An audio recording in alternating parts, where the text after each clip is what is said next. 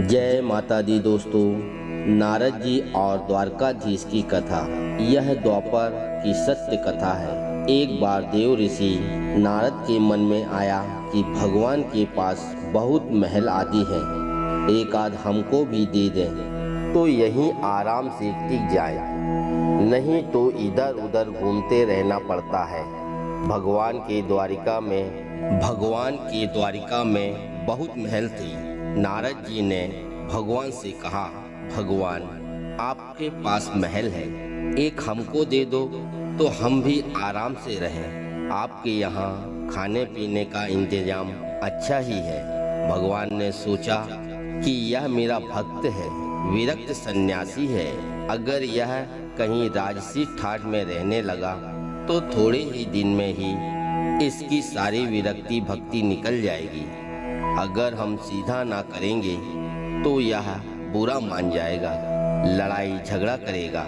कितने महल हैं और एक महल नहीं दे रहे हैं। भगवान ने चतुराई से काम लिया। नारद से कहा, जाकर देख ले, जिस मकान में जगह खाली मिले वही तेरे नाम कर देंगे। नारद जी वहां से चले गए।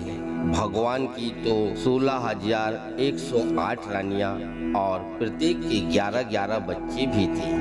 यह द्वापर युग की बात है। सब जगह नारद जी घूम आए, लेकिन कहीं एक कमरा भी खाली नहीं मिला, सब भरे हुए थे। आकर भगवान से कहा, वहाँ कोई जगह खाली नहीं मिली। भगवान ने कहा, फिर क्या करूं? होता तो तेरे को दे देता। नारद जी के मन में आया कि यह तो भगवान ने मेरे साथ धोखाधड़ी की है, नहीं तो कुछ न कुछ करके किसी को इधर उधर शिफ्ट कराकर खिसकाकर एक कमरा तो दे ही देते। उन्होंने मेरे साथ धोखा किया है तो अब मैं भी इन्हें मजा चखाकर छोड़ूंगा। नारद जी सत्यभामा जी के पास पहुँचे। सत्यभामा जी ने नारद जी की आवभगत की, बड़े प्रेम से रखा। उन दिनों भगवान रुक्मणी जी के यहाँ रहते थे। एक आध दिन बीता तो नारद जी ने दान की कथा सुनाई।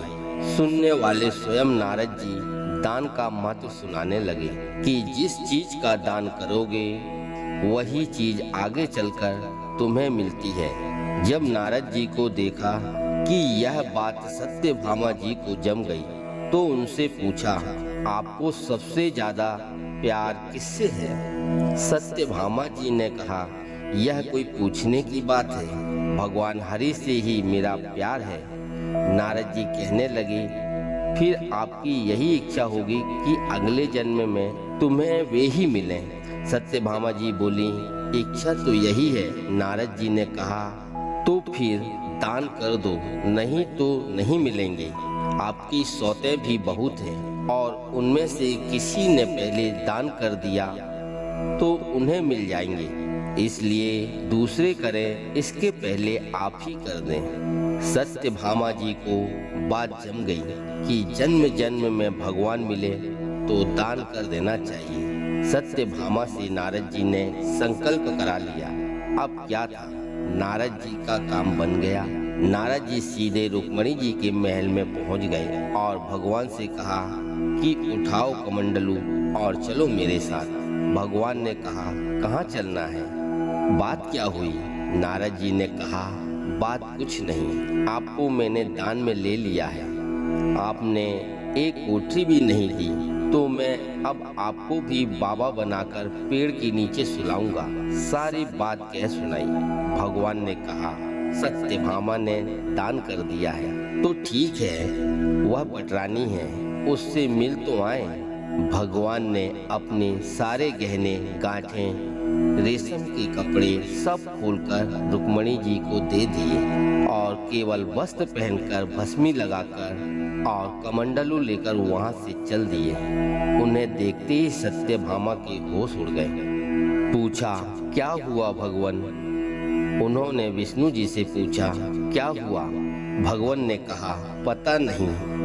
नारद कहता है कि तुमने मुझे दान में दे दिया है। सत्यभामा ने कहा, लेकिन वे कपड़े गहने कहाँ गए? उत्तम केसर को छोड़कर यह भस्मी क्यों लगा ली? भगवान ने कहा, जब दान दे दिया तो अब मैं उसका हो गया, इसलिए अब यहाँ ठाट बाट नहीं चलेंगे। सत्यभामा ने कहा, मैंने इसलिए थोड़े ही दिया था कि ये ले जाए। भगवान ने कहा, और काहे के लिए दिया है? इसलिए दिया जाता है कि जिसको दो वह ले जाए। अब सत्यभामा को होश आया कि यह तो गड़बड़ मामला हो गया है। सत्यभामा ने कहा, नारद जी, यह आपने मेरे से पहले क्यों नहीं कहा? अगले जन्म में मिलेंगे सो मिलेंगे, अब तो हाथ से ही खो रहे हैं। नारद जी ने कहा, अब तो जो हो गया सो हो गया, अब मैं ले जाऊंगा। सत्यभामा जी बहुत रोने लगी। तब तक हल्ला गुल्ला मचा तो और भी सब रानियां वहां इकट्ठी हो गईं। रुक्मणी, जामवंती सब समझदार थी। उन्होंने कहा, भगवान एक सत्यभामा के पति थोड़ी ही है, इसलिए सत्यभामा को सर्वथा दान करने का अधिकार नहीं हो सकता। हम लोगों का भी तो अधिकार है। नारद जी ने सोचा, यह तो घपला हो गया। कहने लगे, क्या भगवान के टुकड़े कराओगे? तब तो 16,108 हिस्से होंगे। रानियों ने कहा, नारद जी कुछ ढंग की बात करो। नारद जी ने विचार किया कि अपने को तो महल ही चाहिए था और यही नहीं दे रहे हैं। अब मौका ठीक है, समझौते पर बात आ रही है। नारद जी ने कहा, भगवान का जितना वजन है उतने का तुला दान कर देने से भी दान मान लिया जाता है। तुला दान से देह का दान माना जाता है। इसलिए भगवान के वजन का सोना, हीरा, पन्ना दे दो। इस पर सब रानियां राजी हो गईं। बाकी तो सब राजी हो गए, लेकिन भगवान ने सोचा कि यह फिर मोह में पड़ रहा है, इसका महल का शौक नहीं गया। भगवान ने कहा, तुला दान कर देना चाहिए, यह बात तो ठीक है। भगवान तराजू की एक पलड़े के अंदर बैठ गए। दूसरे पलड़े में सारे गहने, हीरे पन्ने रखे जाने लगे। लेकिन जो ब्रह्मांड को पेट में लेकर बैठा हो, उसे द्वारिका के धन से कहाँ पूरा होना था। सारा का सारा धन दूसरे पलड़े पे रख दिया, लेकिन जिस पलड़े पे भगवान बैठे थे वह वैसे का वैसा नीचे लगा रहा, ऊपर नहीं हुआ। नारद जी ने कहा, देख लो, तुला तो बराबर हो नहीं रहा है, अब मैं भगवान को ले जाऊंगा। सब कहने लगे, अरे कोई उपाय बताओ। नारद जी ने कहा, कोई उपाय नहीं है। अन्य सब लोगों ने भी अपने अपने हीरे पन्ने लाकर डाल दिए, लेकिन उनसे क्या होना था, वे तो त्रिलोकी का भार लेकर बैठे थे। नारद जी ने सोचा, अपने को अच्छा चेला मिल गया, बढ़िया काम हो गया। उधर सभी रानियां चीख रही थीं। नारद जी प्रसन्नता के मारे इधर उधर टहलने लगे। नारद ने धीरे से रुक्मणी को बुलाया। रुक्मणी ने कहा, कुछ तो उपाय निकालिए, आप इतना भार लेकर बैठ गए, हम लोगों का क्या हाल होगा। भगवान ने कहा, ये सब हीरे पन्ने निकाल लो, नहीं तो नारद जी मान नहीं रहे हैं। यह सब निकालकर तुलसी का एक पत्ता और सोने का एक छोटा सा टुकड़ा रख दो, तो तुम लोगों का काम हो जाएगा। रुक्मणी ने सबसे कहा कि यह नहीं हो रहा है तो सब सामान हटाओ।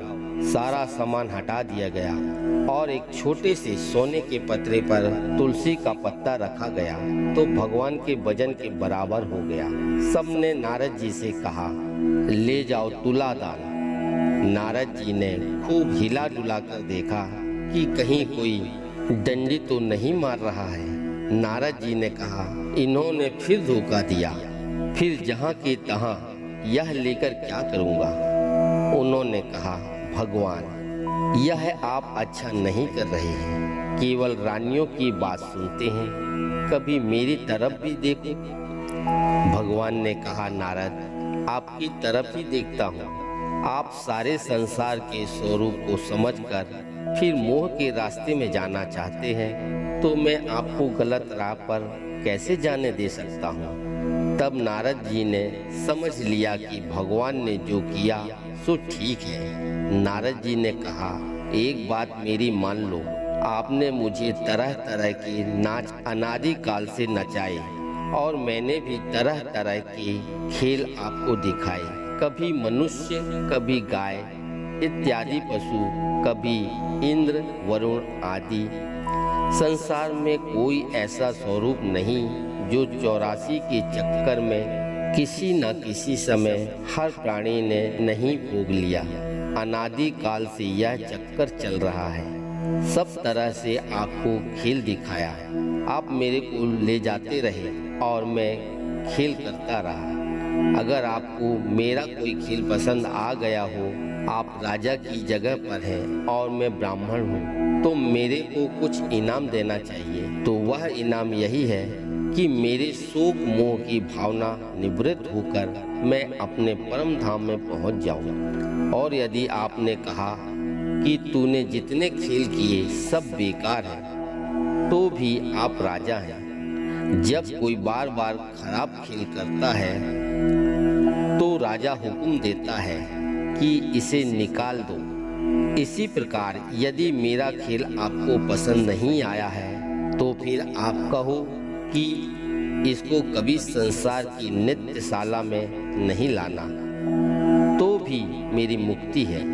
भगवान बड़े प्रसन्न होकर तराजू से उठे और नारद जी को छाती से लगाया और कहा, आपकी मुक्ति तो निश्चित है। बोलो राधे राधे। अगर यह वीडियो आपको अच्छी लगी हो तो कृपया लाइक करें, शेयर करें और सब्सक्राइब करना बिल्कुल ना भूलें दोस्तों। कल फिर मिलेंगे सुबह 6 बजे एक नई वीडियो के साथ में। तब तक के लिए मैं आपसे विदा लेता हूँ। जय माता दी।